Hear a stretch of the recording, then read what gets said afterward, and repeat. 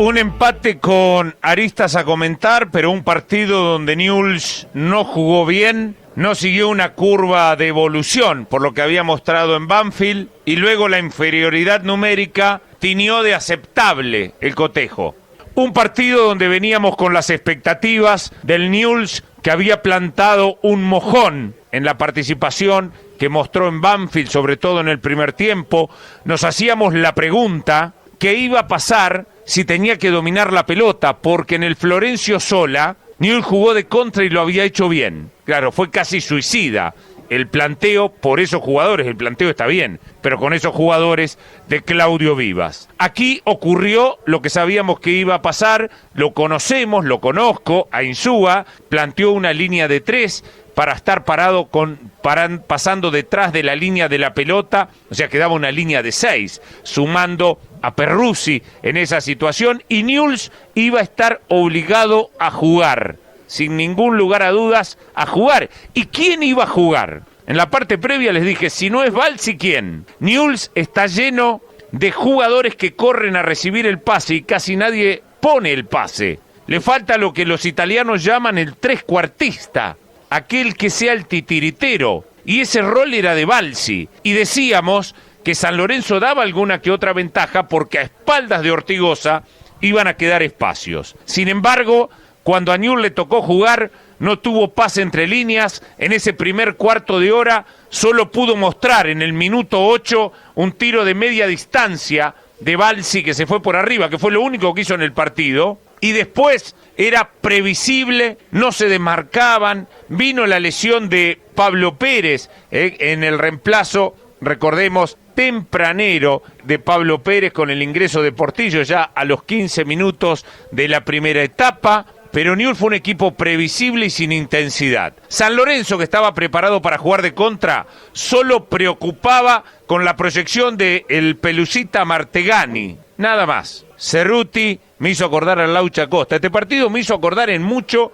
al que vi de Central y Lanús, donde hasta pasó lo mismo en el segundo tiempo. Lanús quedó en superioridad numérica y es tanta la mediocridad del fútbol argentino que el que vino a defenderse y quedó en posición de jugar no sabía cómo hacerlo. Sobre todo San Lorenzo, más que Lanús, que salió un poquito a atacar. Y ese empate maquilla de aceptable todo. Ahora en Newell's no funcionó nadie en el medio campo que ponga un pase entre líneas, que cambie de ritmo. Por eso, después de que San Lorenzo tomó un poco la pelota y tuvo un par de escaramuzas de llegada, como en esa detenida donde James no la alcanzó en el segundo palo y en donde Luciano salvó justito al borde del área chica, no llamó mucho la atención el hecho de que casi no llegaran, porque no había profundidad. Hubo que esperar a una pelota de Fernández, entre líneas rompió filas Portillo y en vez de pegarle al arco tiró el centro que terminó rechazando el defensor de San Lorenzo. Y después vino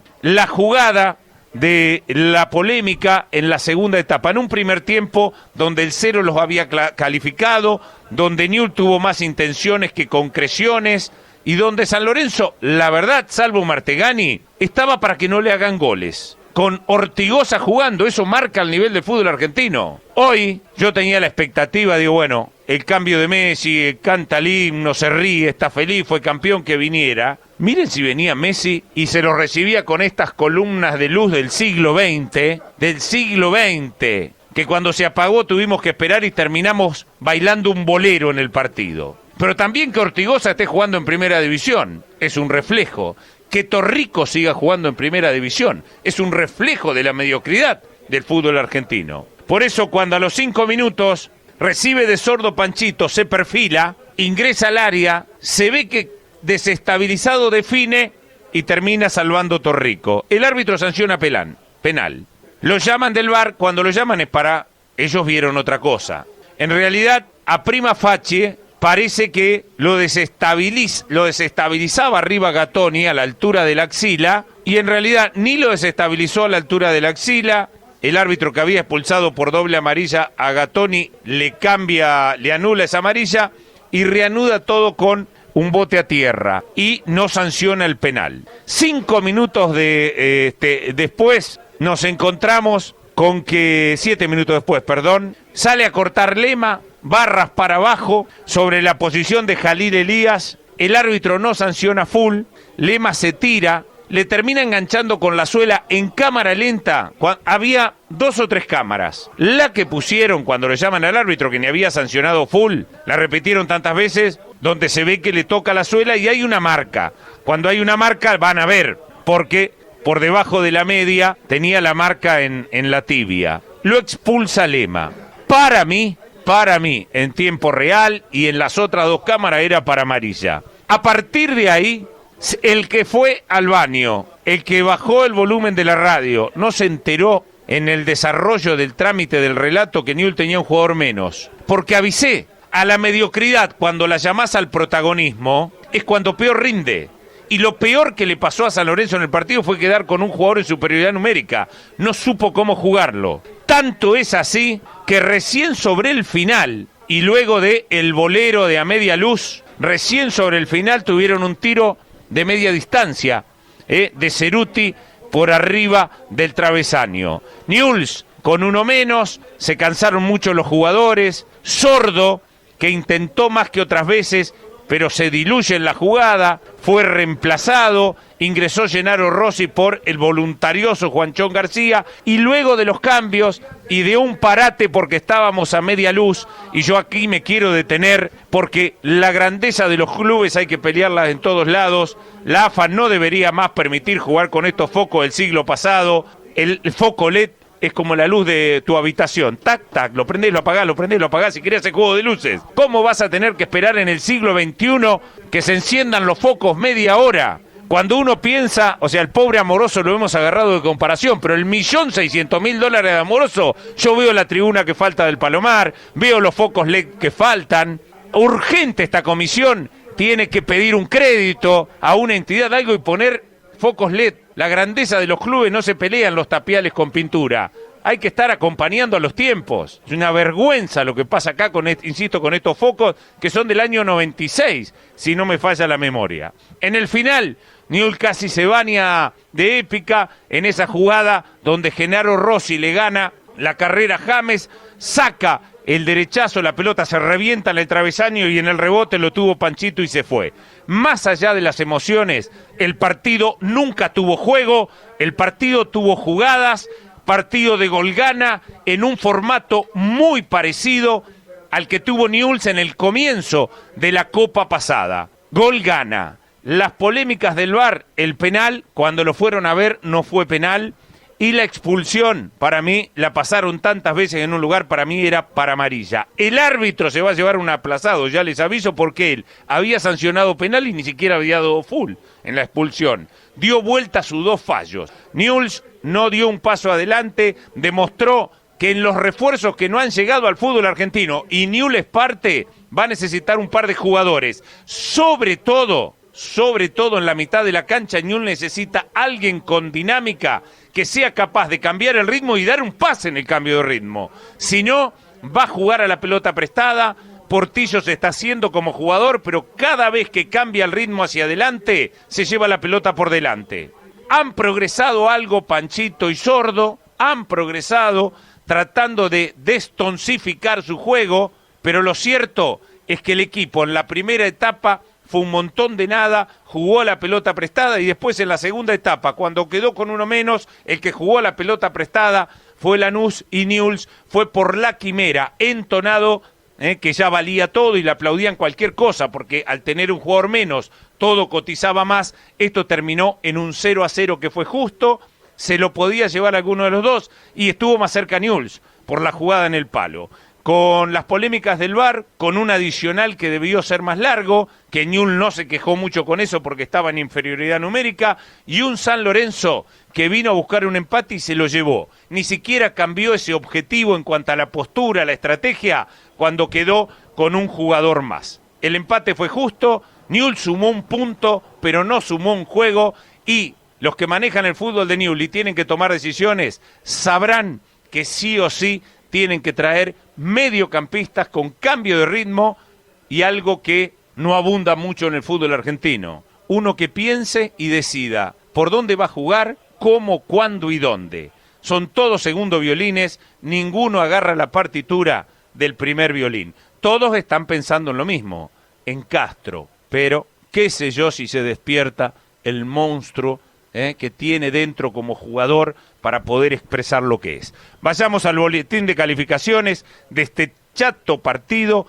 en donde Newell's termina sacando un aceptable simplemente por la inferioridad numérica, pero teniendo en cuenta la endeblez del rival, hoy Newell's no jugó bien y se tiene que llevar en claro que tiene que traer 2 refuerzos de mitad de cancha hacia adelante, que tengan dinámica, idea y juego, nada más y nada menos que eso, entender el juego. Macaño respondió bien, casi no le patearon al arco. San Lorenzo creo que terminó totalizando 3 o 4 disparos al arco, y al arco no sé cuántos fueron, 1 o 2 centros, no más, 5 para él. Armando Méndez, en el medio de la nada, las corridas locas de Méndez al final terminan siendo lo más destacado de Newell's. Metió una jugada bárbara como la que hizo en el Clásico, un 6 para él. Lema, alternó buenas y malas, venía llevando un partido aceptable frente a un equipo que no atacaba, después se fue expulsado. Para mí, insisto, era para amarilla, pero ahora, como el árbitro no sancionó la falta, cuando lo llamaba el VAR solo te llama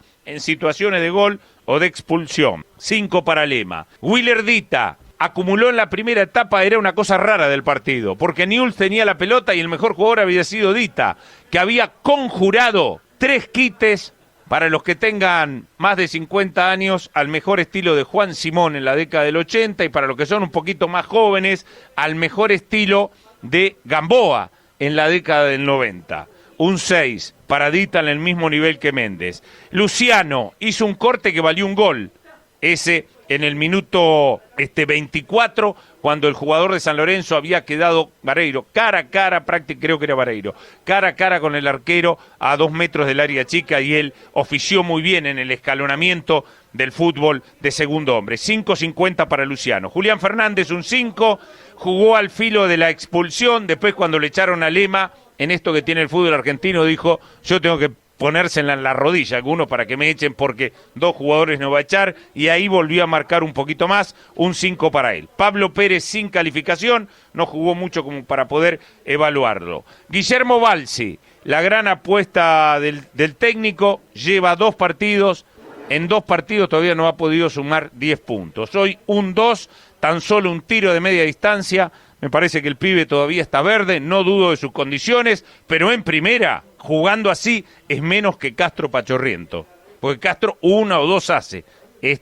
no. A la hora de generar el juego, un 2 para Balsi. Los partidos de Sordo y de Panchito González, bastante parecidos. Unas cuantas jugadas interesantes, encarando, van mostrando superación, pero le falta final de jugada, sobre todo a Panchito, que tuvo 2 situaciones frente al arco y las terminó definiendo mal. La que no sancionaron el penal, en definitiva la jugada podría haberla tranquilamente enganchado hacia otro lado, otra que ingresó sobre la derecha, y Sordo, que arranca bien, que tiene vértigo, y cuando lo empiezan a marcar, Sordo empieza a caerse. Se cae, no lo toca nadie. Un 4.50. Juanchón García jugó bien de pivot, no le quedó ninguna redonda, pero le faltó presencia en el área, sin ningún lugar a dudas a Juanchón García, un 4.50 para él. Panchito González, lo mismo que Sordo, jugaron un partido muy parecido, 4.50. Los que ingresaron, Portillo un 4, Portillo en una salió jugando fantástico y en la mitad de la cancha tiró un caño. Una buena, tiene desfachatez, una mala, un irresponsable total, porque el caño no salió y generó un contraataque. 4 para Portillo, que le falta levantar la cabeza cuando va a zona de 3/4. Después, Velázquez, que ingresó por Lema, respondió bien, insisto, frente a San Lorenzo, que tiene a Ceruti, hasta en eso se emparentó con el partido que me tocó comentar el otro día en Lanús Central. Ceruti y el Laucha Costa más o menos parecidos, de tener nafta de avión, ahora andan a gas. Un 5 para Velázquez. Singolani, un 4. No jugó al fútbol, jugó a la pelota Singolani. Todo barullo ahí, de canchita chiquita, toma la voz de Melamí. Rossi, Genaro Rossi ya ha demostrado que es guapo, que es 9, que no le teme al choque, le tocó jugar en la inferioridad numérica, sacó ese remate al arco, un aprobado promisorio, 5 para él. Lionel Balgioni ingresó en la inferioridad numérica, no lo podemos medir mucho porque tenía la orden de no proyectarse para no dejar el equipo partido en 2, un 4.50. Y el árbitro Truco, un 3, las 2 jugadas más polémicas del partido las vio al revés de lo que terminó cobrando. O sea que sin VAR tenía los 2 errores, según su propia visión en la pantalla. 3 para Truco. El penal no fue penal y para mí la expulsión fue para amarilla. Cuando me la repiten 40 veces así y te detienen la cámara, es asesino el planchazo. En la jugada yo veo que va a trabar, el pie va medio de costado y sí, lo termina rozando. Es full y amarilla. No digo que no sea full, no digo que no sea para tarjeta, para mí no era para roja.